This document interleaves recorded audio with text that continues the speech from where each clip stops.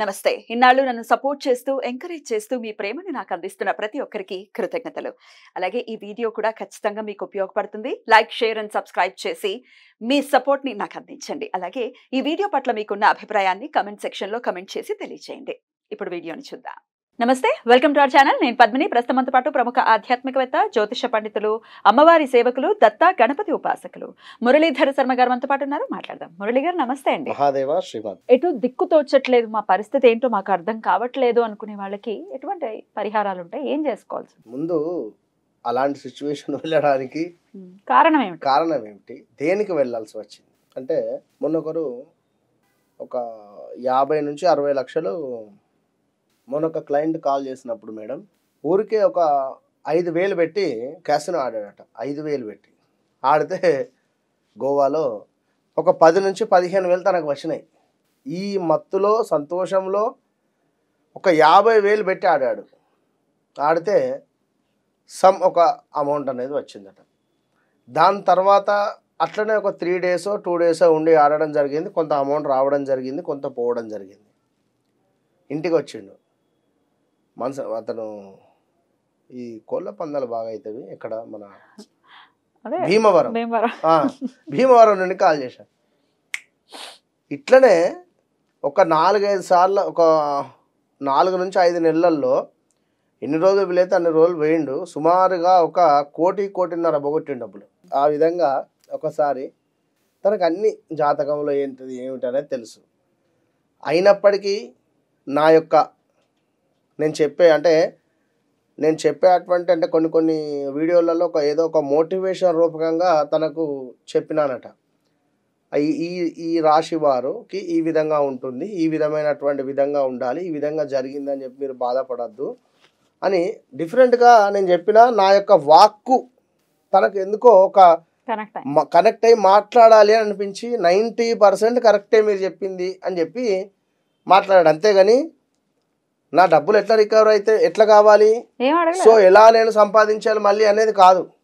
Just నాతో మాట్లాడడానికి appointment తీసుకున్నాడు. 25 నిమిషాలు మాట్లాడాడు. అందులో 20 నిమిషాలు ఆయనే మాట్లాడు. 22 నిమిషాలు సరే అనుకున్నా.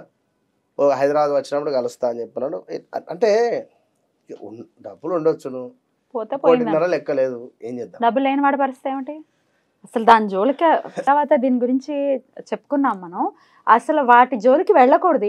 నాకు కూడా మొన్న ఒక కాల్ వచ్చింది. క్రిప్టో కరెన్సీ అనేదో ఉంటుందట, నాకు కూడా ఐడియా లేదు. ఆవిడ ఫోన్ చేసి నాది ఒక 40 లక్షలు ఇరుక్కుంది.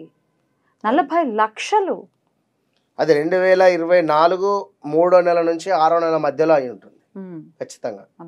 ఆ టైంలో బాగాలేదు. సో ఇట్లాంటివి చాలా ఉన్నవి.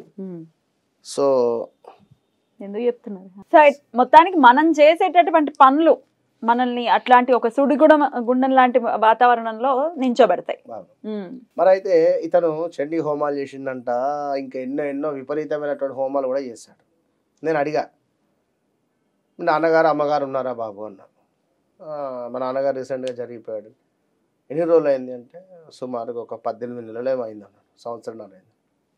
తనకు సంబంధించిన అన్ని కార్యక్రమాలన్నీ బాగానే చేస్తున్నారంటే, అయితే చేసేసాము, మాకు అవన్నీ ఏం లేవు, మొదటి నెల 2వ నెలకే నెలకు సంబంధించిందంట మొత్తం అక్కడ ఇచ్చేసాం, సంవత్సరం పొడుగుతో సంబంధించిందంత ఇచ్చేసాము, ఇక సంవత్సరికమైన డేట్ ప్రకారంగా చేసుకుంటాము, ఇక ఏదేదో చెప్పుకుంటూ వచ్చాడు.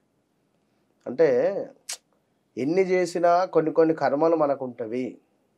మనిషి జన్మించిన మనం ఎట్లాగూ ఆ యొక్క 11 రోజులు ఏది పనికిరాదు. మరణించిన ఎగ్జాక్ట్లీ ఆ యొక్క 11 డేస్ ఇంతే. దీని తర్వాత ఏమిటి ఎట్లా అనేటువంటిది మనం తెలియకుంటే తెలుసుకొని ముందుకు వెళ్ళాలి. అంతేకాని మేము ఎప్పటి నుంచి ఇంతే, మా వంశంలో ఈ విధంగానే మొదలవుతుంది అంటే మరి ఎక్కడా లేని సమస్యలు మీ ఇంట్లోనే ఉంటాయి. కనుక ఎన్ని చేసినా పితృదేవతల యొక్క స్మరణ అనేటువంటిది అల్టిమేట్. వాళ్ళ అనుగ్రహం పొందాలి. సో కొన్ని సమస్యలు మనకు చెప్పి రావు. కూతురు లవ్ మ్యారేజ్ కానీ, లేదా కొడుకు చెడు వ్యసనాల వైపుగా వెళుతున్నాడు కానీ, ఇవాళ రేపు వ్యసనాలను అనకూడదు. ఎందుకంటే కొన్ని ప్రదేశాలలో ఈ యొక్క మత్తు పదార్థాల కంటే ఇంకా ఈ గంజా ఇంకా ఇవి ఇంకా వాటి అంటే ఆ రేంజ్కి వెళ్ళిపోయారు యూత్. అవును. కనుక సో కొంతమంది తల్లులు ఫోన్ చేసి ఎంత బాధపడతారు అంటే, మా కొడుకు ఈ విధంగా తయారయ్యాడు గురువుగారు, మారుతాడు, పలానా సమయం పడుతుంది అనేటువంటి మనకు అర్థమైపోతుంది జాతకంలో. ఏది ఏమైనా జాతకములో ఏం జరిగింది, ఏం జరుగుతుంది, ఏం జరగబోతుంది కళ్ళకు కట్టినట్టుగా కనబడుతుంది, క్లియర్గా చెప్తున్నా. కనుక ఎలాంటి ఇబ్బందులలో ఉన్నా, ఎలాంటి సమస్యలలో ఉన్నా కూడా మాకు సూసైడ్ అటెంప్ట్ చేసుకునేటువంటి ఆలోచనలే వస్తున్నాయి, అలాంటి సిచ్యువేషన్స్లో ఉన్నాము అనుకునే వారికి కూడా నేనున్నా. ఒక్కసారి మీరు కన్సల్ట్ కండి. ఎందుకు అంటే నా విద్య మీద నాకు ఉన్నటువంటి నమ్మకంతో నేను చెప్తున్నాను. రెండో విషయము, ఇంట్లో సౌత్ డైరెక్షన్లో అంటే దక్షిణం వైపుగా ఒక రాగి పాత్రలో చక్కటి నూనెను పోసి, చక్కటి నూనె అంటే లైక్ నువ్వుల నూనె లేదా మనకు విప్ప నూనె పోసి ఈ యొక్క దక్షిణం వైపుగా ఈ యొక్క దీపం వెలిగే విధంగా పెట్టండి, దక్షిణాన్ని చూస్తూ. సో ఆ దీపారాధన చేసిన తర్వాత దక్షిణం వైపుగా ఒకసారి నిలబడి చక్కగా కూడా ఈ విధంగా పెట్టి దండం పెట్టుకొని మీ యొక్క వన్ బై వన్ ఇలా కలుపుకుంటూ చక్కగా దండం పెట్టుకొని మీ పితృదేవతలకు కానీ మరణించినటువంటి వారు ఎవరైతే ఉన్నారో వారి అనుగ్రహం పొందాలి అని చెప్పి గట్టిగా సంకల్పం చేసుకోండి. గట్టిగా అంటే గట్టిగా ఓడడం అని కాదు, అరవడం అని కాదు, మీ మనస్సులో నాకు ఇది కావాలి, మీరే చెయ్యాలి అనేటువంటి విధంగా సంకల్పం చేసుకొని మీరు మీ పనిని మొదలు పెట్టండి. ఖచ్చితంగా అద్భుతమైనటువంటి ఫలితం మీ సొంతం. రైట్. పితృదేవతల్ని ఎటువంటి పరిస్థితుల్లో విస్మరించొద్దు అని చెప్తున్నారు. మీరు అన్నట్టుగా ఈ కల్చరే ఉందండి మాది, మేము ఓన్లీ ఒక్కసారి పెట్టేస్తాం, సంవత్సరంలో ఒక్కసారి మాత్రమే పెడతాం.